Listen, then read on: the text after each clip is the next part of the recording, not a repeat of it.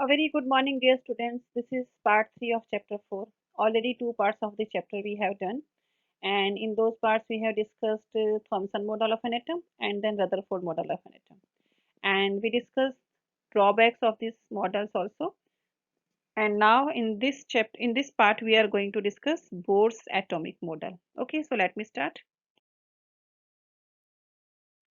Okay, as I told you, we'll study Bohr's model of an atom.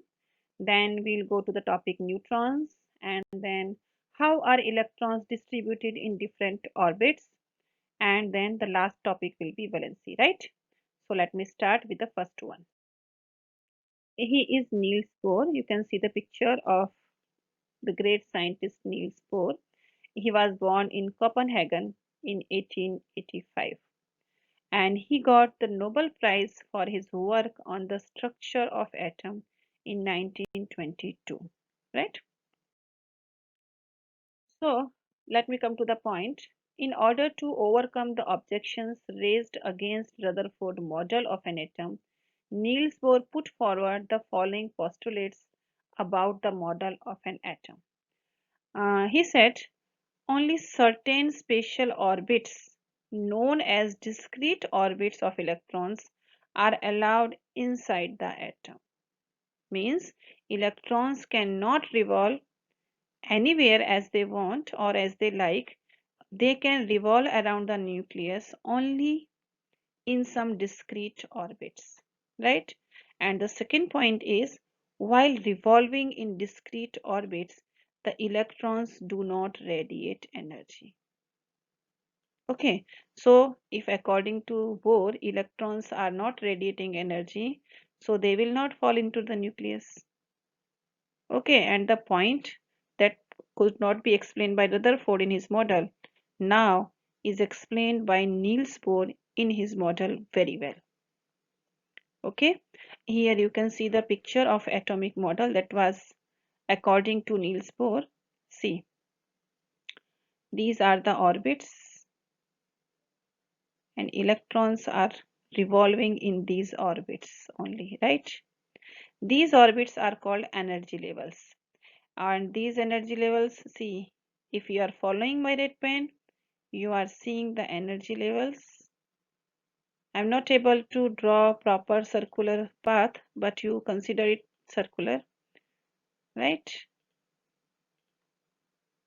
Okay, right. These orbits or these shells are represented by the letters K, L, M, and N. The innermost orbit is known as K, and then the second one is L, then M, and then N. Okay, or you can give them number. K is given number 1, L is given number 2, M is given number 3, and shell N is given number 4. Okay, now here are some questions. Let me answer these questions for you. The first question is, on the basis of Thomson model of an atom, explain how the atom is neutral as a whole. As you know, in his model, Thomson explained that positive and negative charge is balanced. Okay, it is equal inside the atom in magnitude, and see, if amount of positive charge and negative charge is equal, so it will cancel out each other's effectiveness, and finally the electron will become electrically neutral, right? The second question is, on the basis of Rutherford's model of an atom, which subatomic particle is present in the nucleus of atom? That is the proton that is present in the nucleus of atom. It is positively charged. The third question is, draw a sketch of Bohr's model of an atom with 3 shells. Okay, this is the sketch of Bohr's model with 3 shells. N is equal to 1, N is equal to 3, and N is equal to 1, 2, and 3. These are 3 shells. Question number 4 is, what do you think would be the observation if the alpha particle scattering experiment is carried out using a foil of metal other than gold? Okay, see, in the alpha particle scattering experiment, when any other metal foil is used instead of gold, the observations would remain the same. Why? Because the structure of an atom when considered individually remains the same. Right? Now we come to the next topic, neutrons.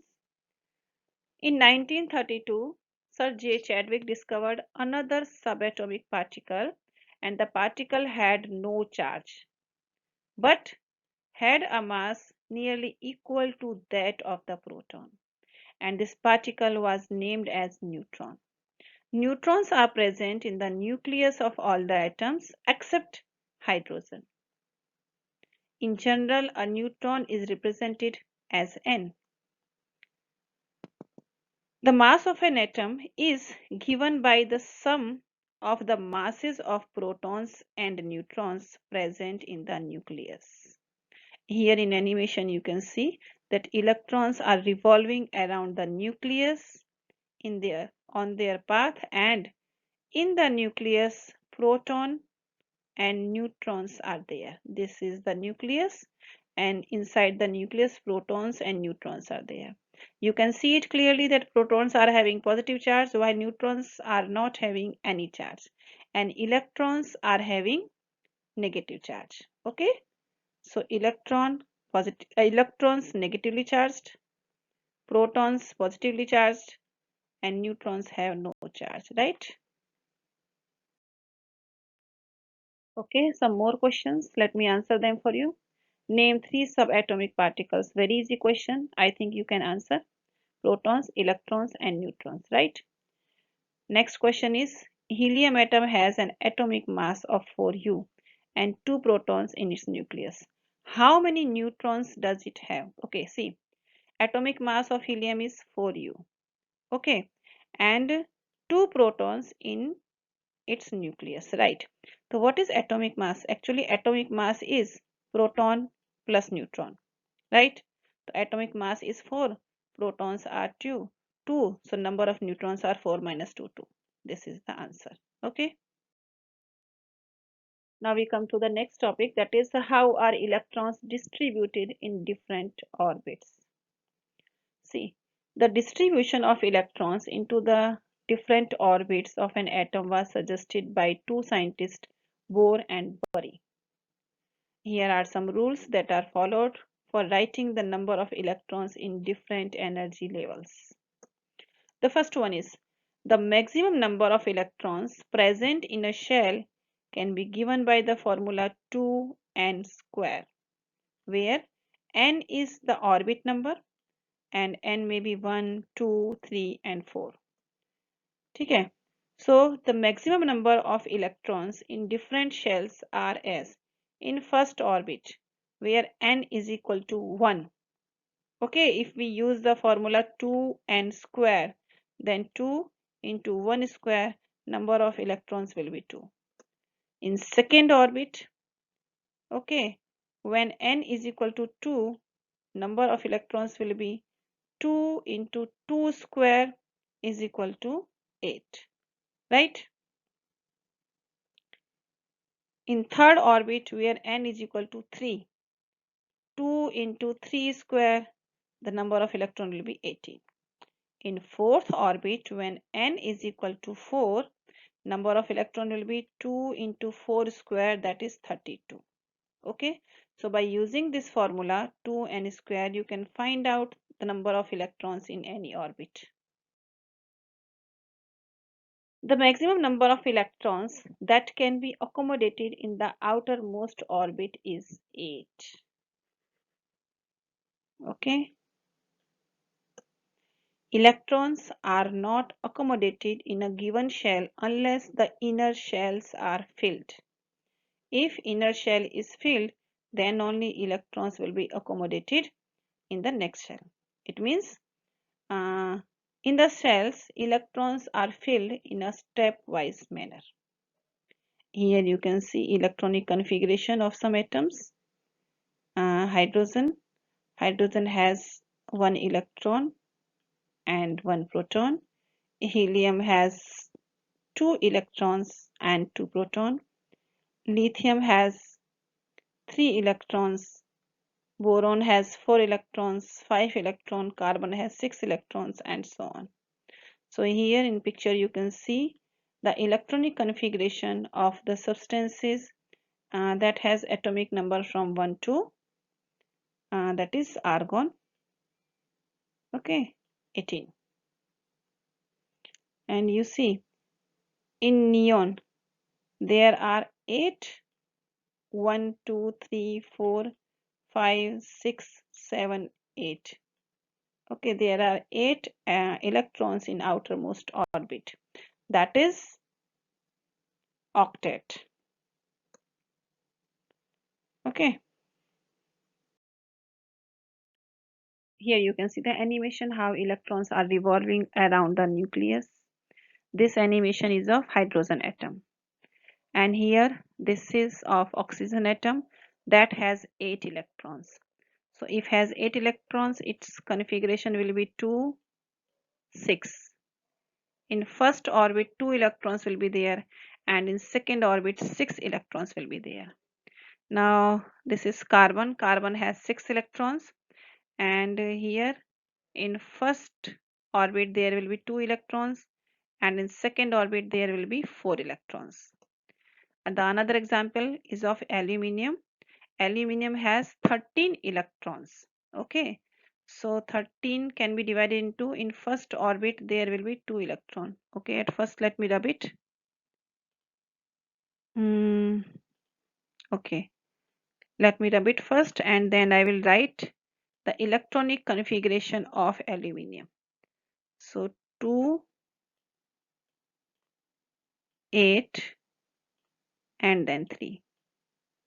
There are 3 orbits in aluminium, and you can see the electronic configuration of aluminium, right?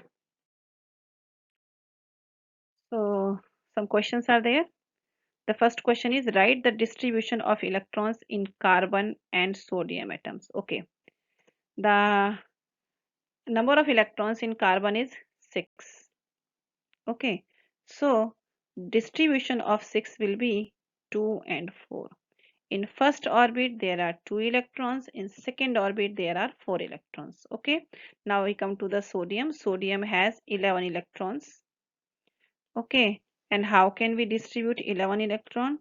Okay, it can be distributed in this way: 2, 8 and 1. The first orbit has 2 electrons, second one has 8 electrons, and the third orbit has 1 electron. Now the second question is, if K and L shell of an atom are full, then what would be the total number of electrons in the atom? See, you know, in K shell, maximum 2 electrons can be there.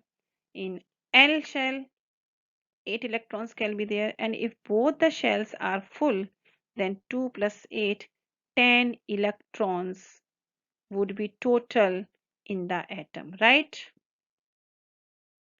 Now we come to the next topic that is very important and very interesting topic, valency. Okay, at first let me answer you in one line, what is valency? Valency is the combining capacity of an element, right? Now what is combining capacity, that I will explain over here. The number of electrons donated or accepted by an atom of any element so as to have electronic configuration of nearest noble gas is called its valency. Okay. Sometimes what happens, because of the different conditions under which a chemical reaction takes place, the valency of same element changes, but it is not every time. Thus metal like lead, tin, copper, mercury and iron have more than one valency. They have variable valency. So what are valence electrons? The electrons that are present in the outermost shell of an atom are known as the valence electrons. So from the Bohr scheme, we also know that the outermost shell of an atom can accommodate a maximum of 8 electrons, right? This was observed that an atom of elements completely filled with 8 electrons in the outermost shell show very little chemical activity, and nothing will be wrong if we say they are chemically inactive. Here you can see the electronic configuration of neon. So in first orbit there are 2 electrons. Okay, but in outermost orbit there are 1, 2, 3, 4, 5, 6, 7 and 8 electrons. So the substances that have 8 electrons in their outermost orbit are um, having very little chemical activity or negligible chemical activity. They are known as inert substances. Okay, so all the atoms of neon group and even helium also, because helium is having only one orbit and there are 2 electrons in its orbit, that is also completed orbit. In simple word we can say the combining capacity of these substances is zero. Which substances? These substances, they have their outermost orbit completed, right? Helium has 2 electrons in the outermost orbit, okay, and all other elements have 8 electrons in their outermost orbit, and their combining capacity is zero, so their valency is also zero. So what is valency? Valency is combining capacity. So the combining capacity of the atom of an element is the tendency of the atom to react and form molecules with atoms of same or different elements. So now it is clear that combining capacity is an attempt to attain a fully filled outermost shell. An outermost shell which had 8 electrons is said to possess an octet. Atoms that react to achieve an octet in the outermost shell is done by sharing, gaining or losing electrons. Okay, and the number of electrons that are gaining or losing is known as valence electrons or even being shared, right? So now let me read it. This is the definition of valency: the number of electrons gained, lost or shared. The number of electrons gained, lost or shared to make the octet of electrons in the outermost shell tell us combining capacity of the element, or this is known as the valency of the element, right? Now here let me explain the same thing with the example. It will be clear to you or more clear to you, and you can see the electronic configuration of sodium. Sodium has 11 electrons. So electronic configuration of sodium is 281. You can see there is only one electron in outermost orbit of sodium. So if sodium remove this electron, okay, or it donates this electron to something, to some substance, then what will happen? Then it will be having only 2 orbits, this one and this one, and the outermost orbit of sodium will be completed. Okay, so what is the valency of sodium? So valency of the sodium is 1. Okay, and because it is giving one electron, means it is giving one negative charge, so now the charge will be +1 on this substance. Okay, so Na has +1 valency. Now here is example of calcium. Calcium has 20 electrons. Electronic configuration of calcium is 2882. There are 2 electrons in outermost orbit of calcium. Now what will happen? To make octet or to have 8 electrons in its outermost orbit, what will it do? It will simply donate these 2 electrons, right? So now 2 electrons are given. These 2 are valence electrons and valency of calcium is +2. Why it is +2? Because it is donating electron.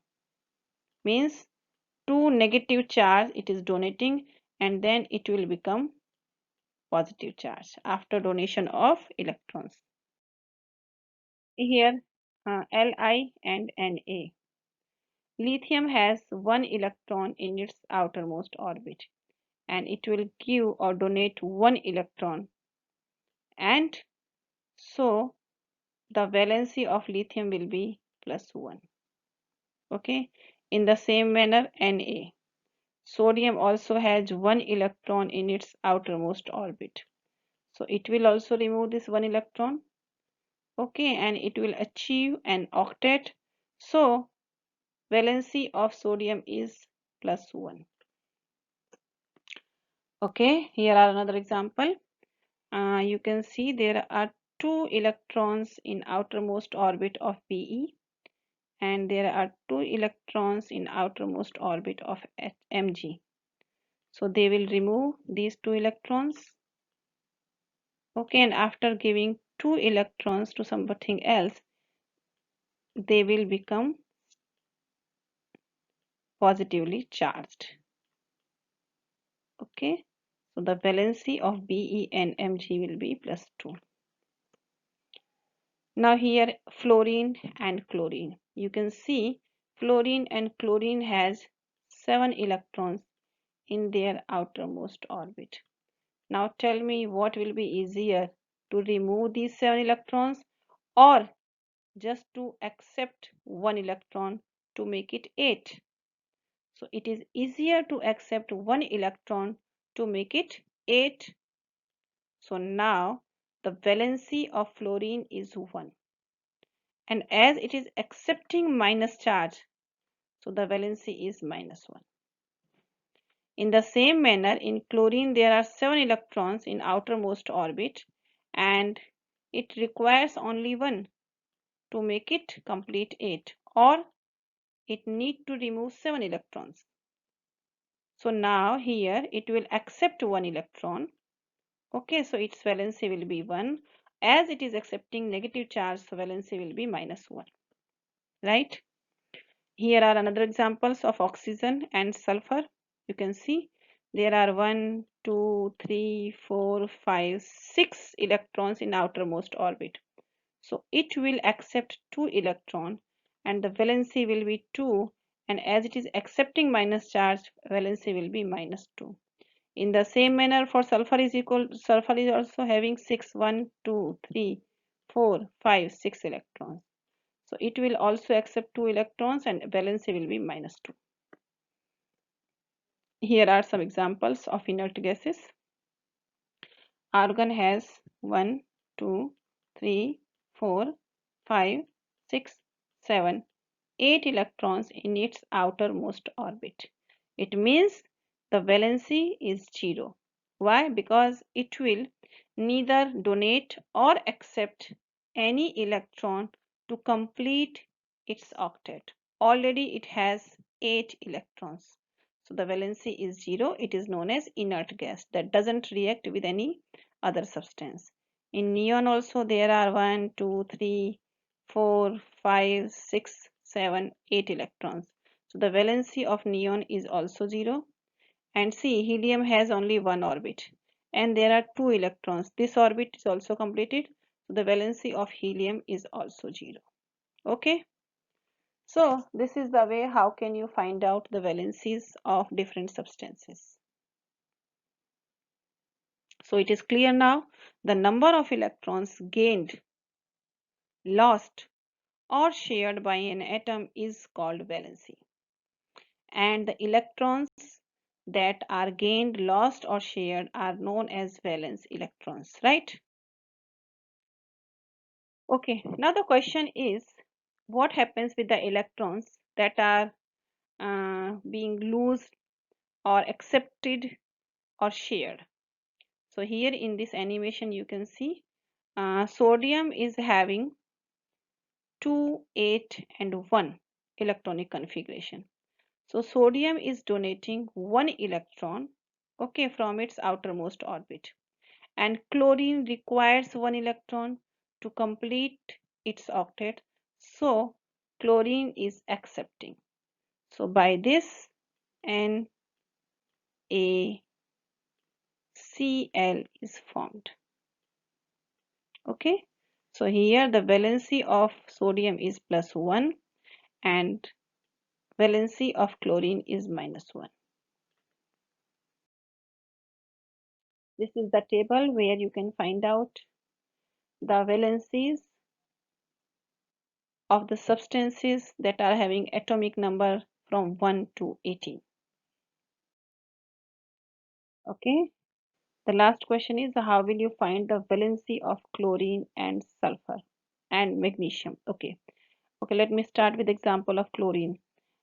Chlorine atomic number is 70. There are 17 electron in chlorine and electronic configuration is 2, 8, 7. There are 7 electrons in outermost orbit of the atom of chlorine. So it requires only one electron to make it 8. So it will accept one electron and its valency will be -1. Now we come to sulfur. Sulfur also has, sulfur has 1, 2, 3, 4, 5 and 6 electrons in its outermost orbit. It requires 2 electrons to make it 8. So the valency of sulfur is -2. Now come to the next example, that is magnesium. Magnesium has only 2 electrons in its outermost orbit. So what will happen to make it 8? Will it accept 6 electrons or it will remove 2 electrons? Definitely it is going to remove 2 electrons and that is why the valency of magnesium is +2. Okay, so this much was there in this session. I hope you liked it. Thank you, students. Now we'll be meeting in part 4 of this chapter.